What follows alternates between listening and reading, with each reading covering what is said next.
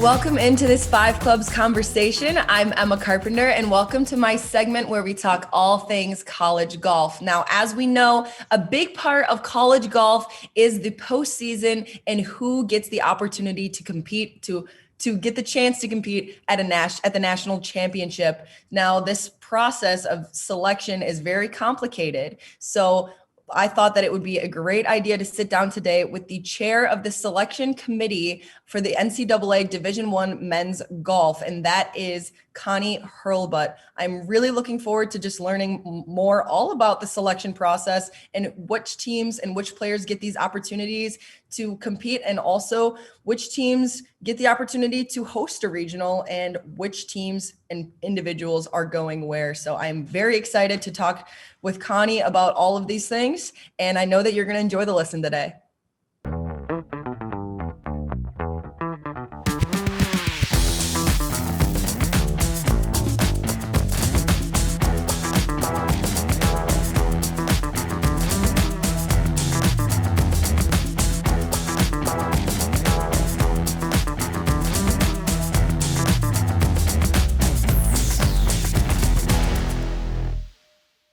And with that, I welcome in today Connie Hurlbut. Connie, thank you so much for joining me today on Five Clubs. Thanks. It's a great honor to be here. It's exciting to talk about our upcoming event.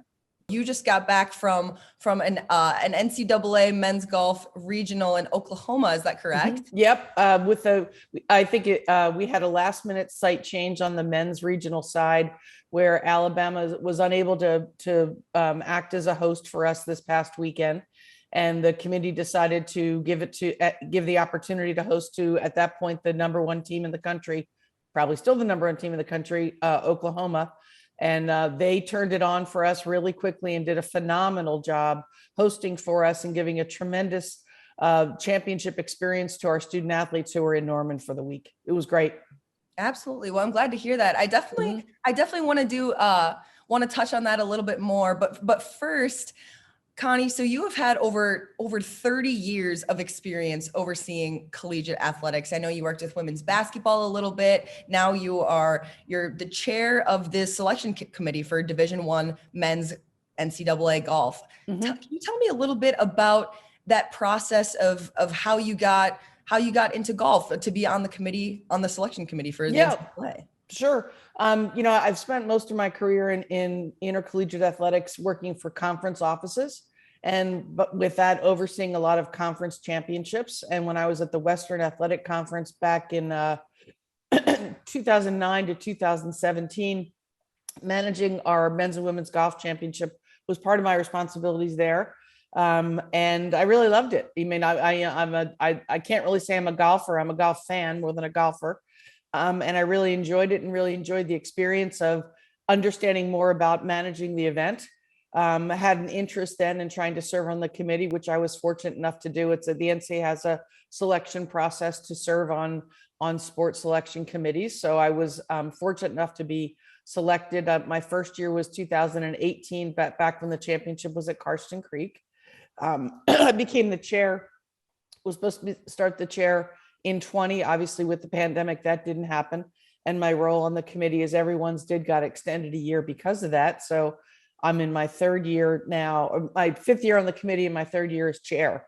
So it's been a great experience and great kind of watching the growth of the game, with the support that we get from Golf Channel and the tremendous national attention on our men's and women's events. It's been really an exciting thing to be part of and watch the growth on a more national scale. As a collegiate golfer myself, being a part of, we've been talking a lot lately, the way women's golf is kind of booming and really rising, and collegiate golf in general, the way that, obviously the NCAA national tournament, the women's coming up this week, and then the men's after for you guys. It's gonna get some features on Golf Channel, and it's just some really exciting stuff that's happening for the collegiate game. So with that being said, I think that something that all college golf fans in general, something that is a big part of collegiate golf and the postseason is so much of what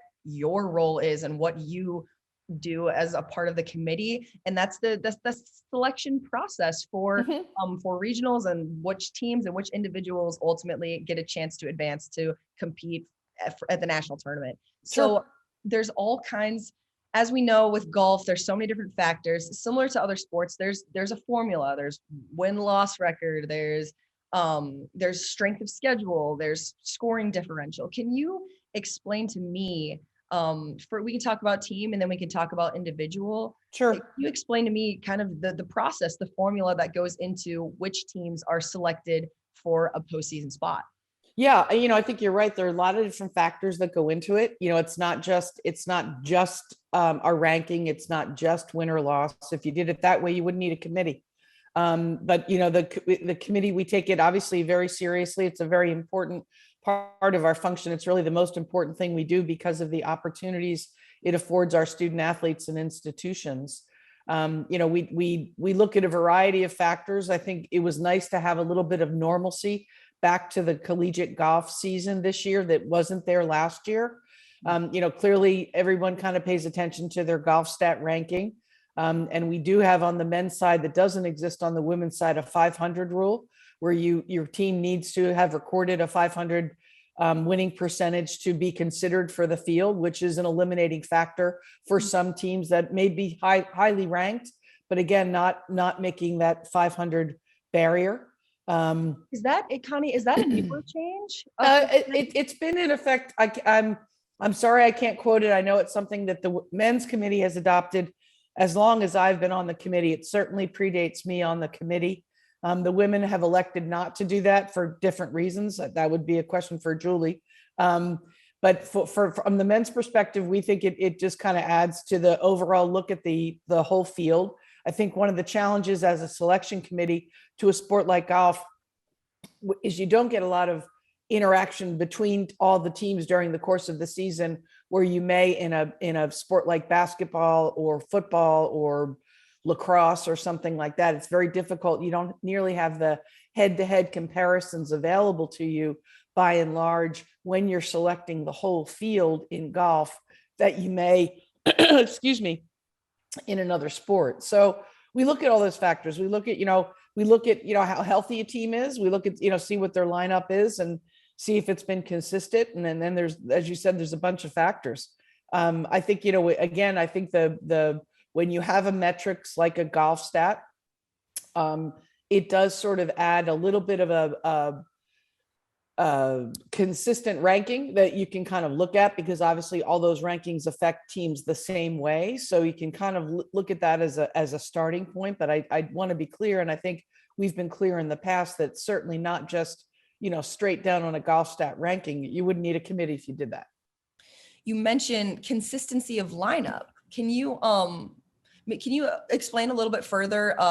Sure. We look at that a little bit even more when it's fall or spring, when you've got student athletes that may come in and transfer. You'll get may what be affecting a team. It's not necessarily 1 to 5, but there is a look at that a little bit, just again as one of the factors. It's more along is a team right now playing at its full strength.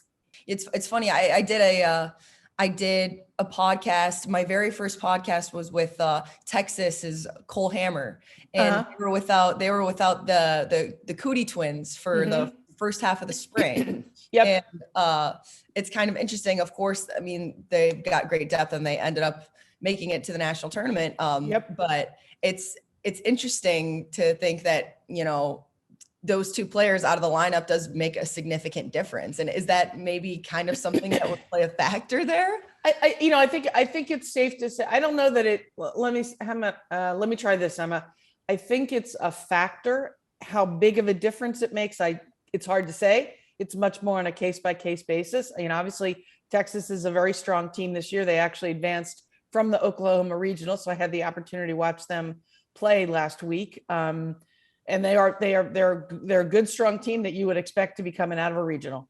Absolutely. So I think I'd look at it as a factor more than a cut, if that makes sense. Absolutely. With that being said, like you mentioned, as we're mentioning, there are a lot of different factors, and something that's, I feel like, been being brought up more and more amongst players and coaches is the idea of strength of schedule. You know, some teams have the opportunity to play events where there are a bunch of other highly ranked teams. And if you can pick up those wins over those teams, that's how your ranking can go up. Or say, you know, the other way around, say you've got a good team playing a not as good schedule. It's not, golf stat isn't going to give you as much credit for winning a tournament if the strength of schedule wasn't quite as high. So how can you describe just exactly how much strength of schedule matters, how much it comes into play in the selection process? Well, I can't describe exactly because again, it's not that formulaic, but I think it's something, again, we sort of look at as a committee. You know, we certainly recognize that the teams that begin the season as the top ranked teams, and certainly the teams that are coming off of a successful season, you know, do have the opportunity to build a different kind of resume. But again, this is a national championship. This is not a championship field that we try to set based on someone's performance in the event last year. We look at the results that are right in front of us for this current season to sort of evaluate who we believe has earned the right, you know, to participate in regionals. So again, it's very difficult to sort of come down with that. It's certainly a factor when you look at who people may have had the opportunity to play and how they played against that field. But again, that's part of the ranking that, you know, that's built into the rankings, but it is something that we kind of do evaluate as well. And something else that you mentioned is, so you've been now the chair for a few years, and last year being your first full year was quite different to this year, especially being that I know in the fall, my season being in the Big Ten, my season didn't happen in the fall, but then the SEC, those teams still agreed to play each other. And then we all came back together in the spring, but there were so many factors with some teams having to withdraw, or certain players not being able to go because they were a contact or tested positive for COVID. Can you explain kind of maybe how all of those factors and situations last year might have made your job more difficult, or how it's so much different this year to last? Well, again, I think there was some normalcy again in looking at institutional results this year, because certainly, you know, the whole collegiate landscape, not just in golf, but in other sport, luckily was not nearly as affected by COVID as it was in the 2021 season. You know, we had a process in place. The NCAA had a process in place for if a team had to withdraw due to COVID, there was, you know, a procedure they had to go through so that we understood why that withdrawal was. And, you know, we certainly had to accommodate that. The last thing we wanted to do was disadvantage a team because of where they were playing regionally, what the restrictions of COVID were regionally, et cetera. You're right. The fall season was very different for almost all of collegiate, you know, the whole season was different. You know, you had the Ivy League that didn't even play. So I think we just had to, as all selection committees did, we had to take that into account. You take, again, the data that was in front of us and whether people had the opportunity to or not. You know, we did eliminate our you know, as a straight cut line, we eliminated the 500 rule last year because we really didn't know when we were starting the season. We needed to be clear with institutions what our guidelines were, and we did not know when we set those guidelines exactly how the spring season was going to be affected by COVID, especially on a national basis. I mean, there was, you know, as you know, it was pocketed, right? You know, different conferences and different institutions took very different approaches based on the health requirements in their region. So it was difficult. I think we did the best we could in a challenging situation. I think you know, our coaches were certainly aware that it was a challenging sort of different year, and I think everybody was very relieved to get back to this season. Not that there weren't COVID impacts on individual teams this year as well, but they certainly weren't to the extent that they were last year. That makes a lot of sense, Connie. Yeah. 100%. Yeah, right. I know it sounds like common sense, but you know, some of those decisions were hard to get to because you recognize the impact you have as a selection committee on the opportunities of teams and student athletes. Right. And that's that's what you want to safeguard above all, is making sure you're being fair and consistent.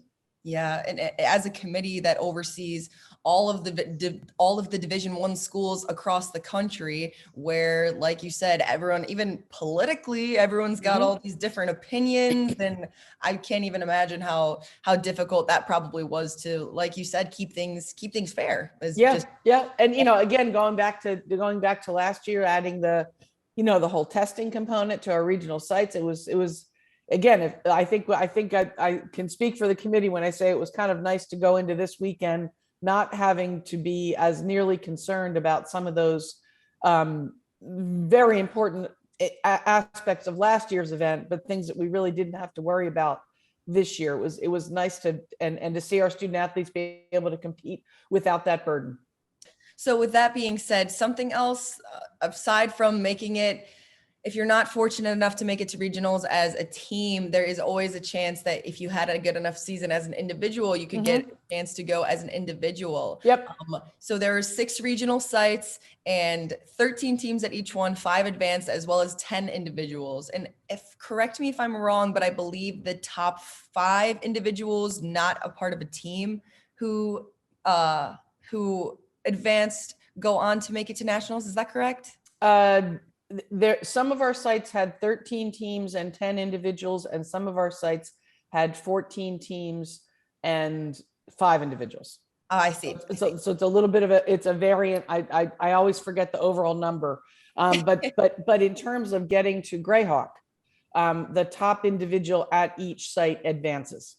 I see. Okay. So it's the top from each regional. We advance the top 5 teams and the top individual not on an advancing team. I see. Got it. So the selection for the individuals to regionals is also a very competitive one that, we keep an eye on, all through the year. I think, our committee is composed of administrators and coaches. And I think our coaches on the committee really provide phenomenal input. And it's not something that we certainly just turn our attention to the week before selection. It's something we're tracking very consistently through the whole season to sort of see where those individuals are and to make sure, again, we're affording those, the individuals that have earned the right to compete, the right to compete. That's right. Making it to regionals as an individual is notoriously pretty tough.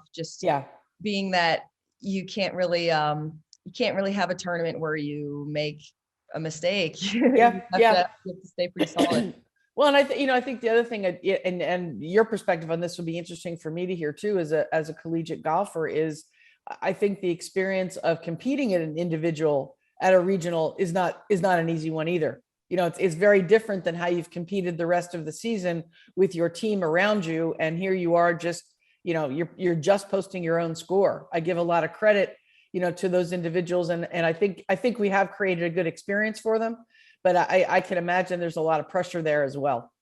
100%, especially. So it would be traveling with your coach, not with your team. Yep. And trying the only goal is to advance on to Grayhawk, to advance on to the national championship. But like we're saying, you'd have to finish as the best individual, not a part of a team. So the difficulty in that is obviously really high too. And being a part of it, you can have one of the beauties about college golf is that it's individual, but then it also, in college, you can have a bad day and your team can have your back. And then the next day you can be that person for your team and help your team advance. So luckily maybe for some of those players that are on a team that go on to nationals, they might have had a bad day at the regional, but if they have 2 other phenomenal ones, they can still help their team advance to the national championship. Yeah, that's right. Individual, you couldn't do that, right? That's right. Exactly. Again, I think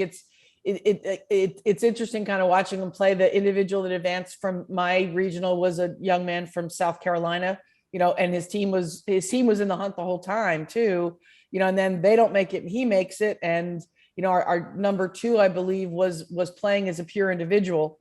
And so it's gotta be tough. It's tough because you're right. When collegiate golf as a team sport, you've got teammates around you. You can ride, somebody else can have a good day. And as you said, you cannot, or not be the best day of your career. And you can still contribute. But when you're out there as an individual, it's just you. So again, I believe we're giving them something really great to play for. I think we're giving them a good experience in getting there, and it's certainly including them. The individuals are definitely a very important part of our overall championship field, and we like that component to the collegiate golf competitive setup. Honestly, Connie, when I go on GolfStat and look at the regional results, I would say it's like 40% exciting and 60% like heartbreaking, because you can't help but look at like you said, there's that individual who came in second place, and the individual who's advancing, his team was so close. I'm sure he would have much rather have gone to Grayhawk with his team. You look at all the teams who miss out by 1 stroke, 2 strokes. I mean, for a person, a stroke in a single round, a stroke in 3 days is a ton, much less 4 people combined. So it's when I say a ton, I mean a stroke means a lot, but it feels like nothing. I mean, I hear you. I absolutely understand when you look at it from a cumulative and you look at it from the individual. A stroke can certainly be the determining factor, and oftentimes is. Yeah. But especially when it's on a team basis, it may not even be your stroke. But it's that's, to me, that's one of the beauties of collegiate golf, is the way people do play as a team. I think, the looking at the unity of the team and the way the teams kind of gel together, when you get the opportunity to watch them for a couple days straight, it's an exciting thing to sort of get the flavor of it. I saw it at the regional Liberty University. They made it by, I think, 2 strokes, and 3 of their counting scores birdied the last hole. Yes, it's funny. We were our regional had finished, obviously with the time zone. Our regional finished before that was the Stockton regional, and we were, we found ourselves all staring at the darn GolfStat screen with the cut line, and like, oh my gosh, look at their move. That and it's exciting. It's exciting, but they definitely came on very strong at the end, and they certainly earned their spot.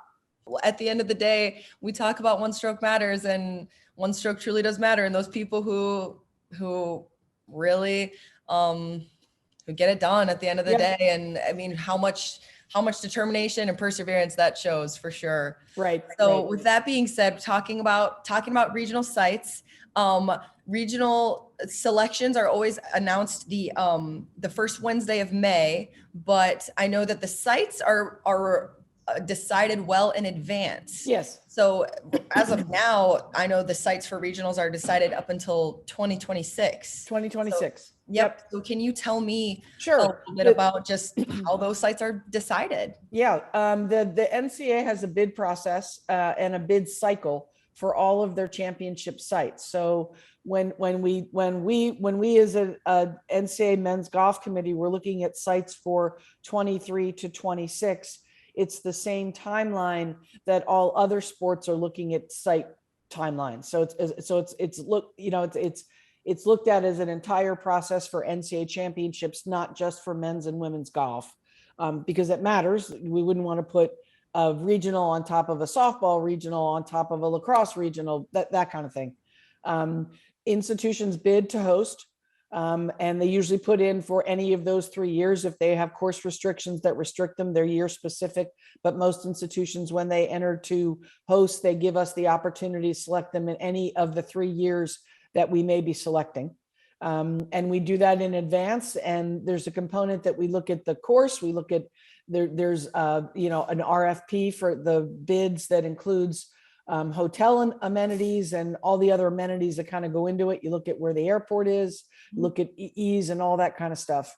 So we did our selections, I believe, in 20 or 21. It's all COVID related now, for 23 to 26. So we and all other NCAA championships have sites determined through 2026. Right. And I noticed too that it is a lot of same with on the women's side, it is a lot of repeat sites. So I assume that once you've kind of decided that a club is a good spot to host a regional, then it kind of just stays that way, and it's likely. Well, we don't determine who bids. Okay. The institutions always make the determination if they're going to bid. I think some institutions, have the infrastructure that makes it easier for them to host. Yes, we do go back to some similar sites because regionally they work and because they've proved to be great sites of competition for our student athletes. And they're by and large, our institutions always have done, from my experience, not just in golf, but institutions take hosting pretty seriously. They want to do it for the advantages it certainly provides their team, but they also are very very aware of making that experience a good experience for the whole field. So yeah, we do get some repeat sites, that's for sure, but we get repeat bidders and we can't control that. With that being said, I do want to talk a little bit about this last minute change to the site that was originally supposed to be at Alabama at Old Colony and then changed to Jimmy Austin Golf Club in Norman, Oklahoma, the regional that you were just at. So can you tell me how and when the committee was informed that Old Colony might have not been in proper shape? Yeah, Alabama was great communicating with us when they realized that because of bad winter conditions and a shortened spring growing season, that they didn't feel that their course was going to meet the standards of regional competition. So they let us be aware of that probably in early April. The timeline's a little bit elusive to me right now. And then they looked at the opportunity of whether they could actually switch courses and see if there was any other opportunities to host in that region and retain hosting, but at a different site. That became something that couldn't be worked out. So the committee in the middle of April, we decided that we would look at go kind of top to bottom with how the teams are ranked at that time and offer it to teams in that order if they had the opportunity to host. We had Oklahoma's got a great course and it's a well-known course that's hosted regionals before. They were gracious enough to turn it on for us, and they accepted the bid and made the course available and gave us access to enough hotel properties in the area to put the teams up and accommodate the teams and officials and everybody that they needed to. They did a phenomenal job. Can you help me understand a little bit more about what factors push each team to their respective regional? Obviously, another big factor that goes into who's qualifying to play in the national championship is which teams that you beat at the regional. So which teams you're up against. So can you explain that process to me? Yeah, I can explain the process again in generalities. It's not necessarily a cookie cutter complete approach, but right. I think the one thing we do is, we have obviously our selection board that has our 6 predetermined sites. We will always put a hosting team at their site. So if you're hosting and if you're in the field, you will be at your site. That's determined. And then we do a bit of S-curving, to kind of balance the regional. So once you kind of have those anchors where you have hosts and sites that are combined, then you kind of build it along an S curve to try to balance the region. The S curve is all about balancing the regionals, putting the right kind of strength attachment to the teams. We do deviate from that. We may jump across lines or one line if we think that for different reasons that just makes sense. We don't do that a lot. Is any of it, is it part of it geographic aside from the host? Not significantly, especially at the top part of the bracket. Our real focus, I think, when we're filling in some of the bottom lines of the brackets, we do, and again, because in accordance with NCAA policies, institutions are responsible for all of their expenses to compete at regionals. That's an institutional expense and not an NCAA expense. So while we do take that into account, I will say that without a doubt, our biggest factor is trying to balance the competitive strength of the regionals, not necessarily on. And my example there would be when we started looking at when we knew that we needed a replacement site for Alabama. We obviously did not select a site that was in the Southeast. We decided that at that point, at that late time in the season, it seemed like the fairest opportunity was to give it, to look at where teams are ranked and just to kind of start at the top. Without a doubt, inevitably, some teams are always going to feel like some people, fans, whoever it may be, might always feel like they might have got a bad draw, or that they Sure. were a tough regional. Is that maybe a challenge that you face Sure. as a part of the committee, of people maybe disagreeing with some of the decisions that you make? We wouldn't be a committee if we didn't have people disagreeing with us. No, I think so. I mean, I think what we as a committee have done, and I'm sure the committee will continue to do, is again, work on the balance and understand why we did what we did if we jump a line or move a team across a line. And people will always kind of disagree with that, there's nobody that looks at it through everybody looks at it through a different kind of filter, right? Our job as a committee is to try to be as broad and encompassing of the entire field of 81 teams and make sure that we're giving everybody the right opportunity to succeed and compete. Also, I mean, data metrics obviously drive most of the decisions that you make. It's not just someone coming up with whatever they want, or because you are in certain support of certain teams. Obviously it doesn't work that way, but yeah. Is that off the top of your head? Do you have any other challenges maybe that you face as being the chair of the committee? I think the one thing I've really enjoyed about this committee is I believe the committee has a very good relationship with our coaches association and our coaches. I think we have a lot of interaction with them. I mean, we spent a lot of time last year, obviously with the challenges of COVID, talking to the coaches association and understanding where people were and making sure we certainly don't operate blindly from that perspective. We really try to seek input. At the end of the day, it's our decisions to make as a committee. But I feel like we do it with a transparency that I think our coaches appreciate. I mean, you can always argue there can be more, but I think we do it. We're very transparent and open to our coaches. We meet with them at at their coaches convention every year, have a great forum for exchange that talks about not just what happened for the past season, but looking forward, what we're thinking of and get a pulse of the collective. So yeah, you're always going to have people that don't necessarily see it the right way. And I respect that. Everybody comes at these things differently. But I think we do a good job trying to foster those relationships with our coaches and have an understanding of, if our goal is again to support and grow the collegiate men's game of golf, I think we do that collectively very, very well. That's great to hear. I'm sure 100% that harboring those relationships is very important. So you talk about having great relationships with the coaches.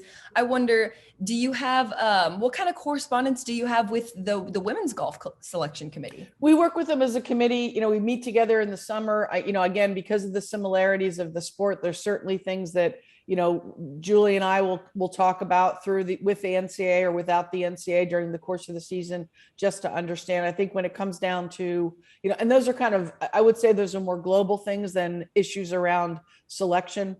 We work together obviously with sites because we have the overlay of regional sites.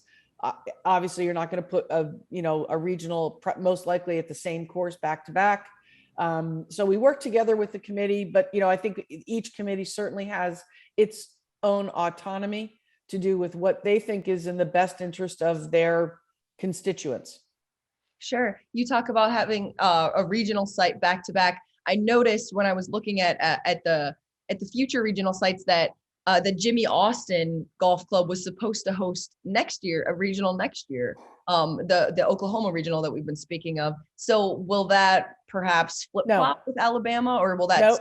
Nope. They were selected as a regional site for 23 during that bid cycle. And we very purposefully did not put any conditions on their hosting this year affecting their ability to host next year. Well, good. Mm-hmm. That's great for Oklahoma, especially because, like you said, they kind of picked up that burden last minute and hosted a great regional. So that's great. So Connie, with that being said, I kind of want to start to wrap things up here. You're looking forward. I'm sure you're looking forward to going out to Grayhawk pretty soon. What are you most looking forward to about this week you got coming up here soon? The heat. It's a great atmosphere. I mean, I think, when you get there and the course is so heavily populated by all these teams that have earned the right to be there, that are excited about their opportunity to compete. It's a tremendous atmosphere. Again, Grayhawk's been a terrific host for us last year. Looking again, really forward to going back. I think all the coaches are as well. Year two, it's the first time we've done, I believe this is the first time the championship's been held at the same site back to back. So it's kind of exciting for us to have, you get through a championship event. You always have that list, a punch list of, if I was doing this again, I'd do this. We have that opportunity, right? We have that opportunity to look at what we learned last year and make some modifications to what we're doing. We're trying to, we heard some of the fans about water stations, about shade, about course access and all that kind of stuff. Grayhawk's been a tremendous host, and working with the NCAA and the women's committee during the course of the year to look at some of those site modifications, nothing necessarily with the layout of the course. It's more just sort of how do we best service our teams and our fans in that site. Having the opportunity to do it again for the first time at the same site is pretty exciting. There's obviously we have a lot less unknowns going into next Friday than we did this year or last year when it was a first time host. So it's exciting to see how we can grow the event and make it an even better experience, and just keep working at it being a better experience for our student athletes. That's very exciting for sure, especially because it's, like you said, since it's the same site, I mean, these college events, so many things, so much preparation goes into making it such a great event. I'm sure that it was wonderful last year and prior years, but so now to be able to do it again at Grayhawk and make it even better, that's awesome. That's really exciting. What kind of responsibilities are you going to have during the week? We don't have many decisions to make when we're on site as a committee, because it really is kind of host driven. We'll certainly, the committee oversees all, pace of play, conduct, all that kind of stuff. But, those are things that you hope you don't have to deal with. So it's a good week to just, make sure that everything's being managed fairly and, operationally things are running.